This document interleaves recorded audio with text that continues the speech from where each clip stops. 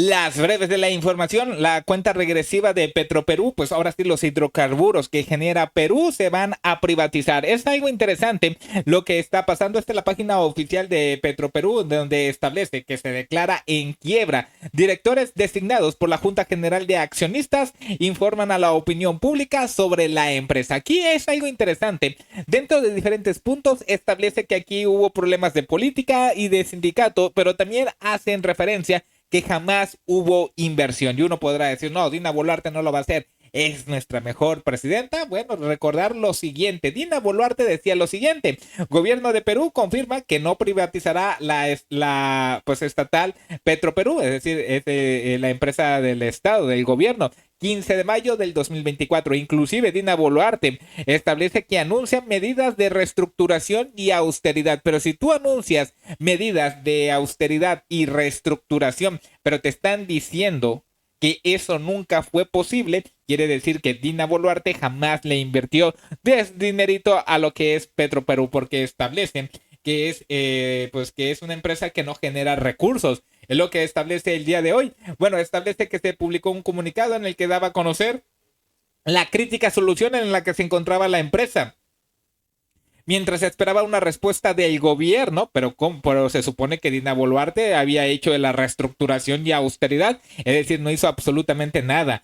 En el aspecto de acciones recomendadas para lograr ganancias de eficiencia en Petroperú que aseguren la autosustentabilidad, así se subraya también que era inmoral seguir solicitando más dinero al Estado sin que la empresa se comprometiera a cambios profundos. Es decir, jamás llegó ese dinero, jamás llegó la reestructuración. Por tanto, explican que esto se debe a una injerencia política y sindical. Obviamente, injerencia política porque obviamente sacaron dinero y jamás hicieron lo posible para rescatar la empresa. También establece que la empresa se aleja largamente del manejo eficiente, transparente, es decir, actos de corrupción y del buen gobierno corporativo. La construcción de la nueva refinería Talara, también eso es algo interesante que pues no se está llevando a cabo, que habiendo costado el doble de lo presupuestado, tendrá un largo proceso de estabilización con el riesgo de seguir impactando los estados financieros.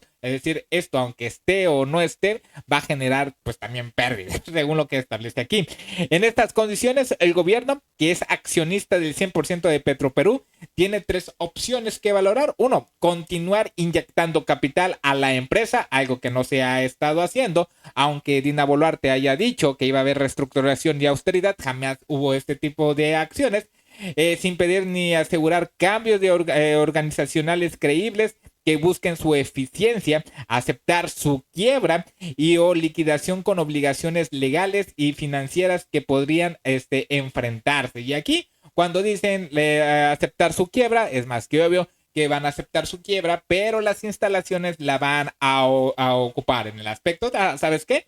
Te la concesione, voy a concesionar, te la voy a rentar, mientras yo me voy a hacer de un dinerito. Es más que obvio que esto es una privatización, porque si la misma Petroperú te está diciendo jamás hubo dinero y Dina Boluarte dijo que lo iba a hacer, es decir, o Dina Boluarte no entregó dinero o se lo clavó, o esto solamente fue, pues ahora sí, un desequilibrio dentro de lo que es la corrupción que todavía se vive en Perú.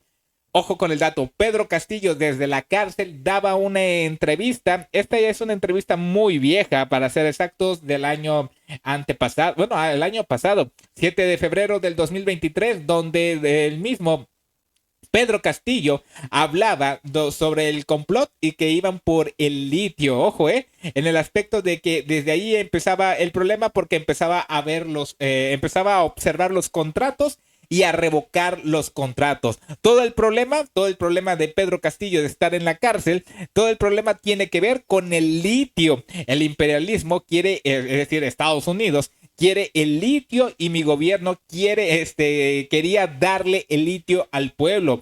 Sobre los cobros logré cobrarle a los aduaneros, petroleros y marítimos. Sobre la revocación de contratos, tenía que asegurarme que haya parámetros mínimos. Hay muchos contratos que no he podido renegociar porque la Constitución no me la permite. Asimismo, quería negociar los contratos porque podemos darle oportunidades a las empresas nacionales, es decir, a Petroperú.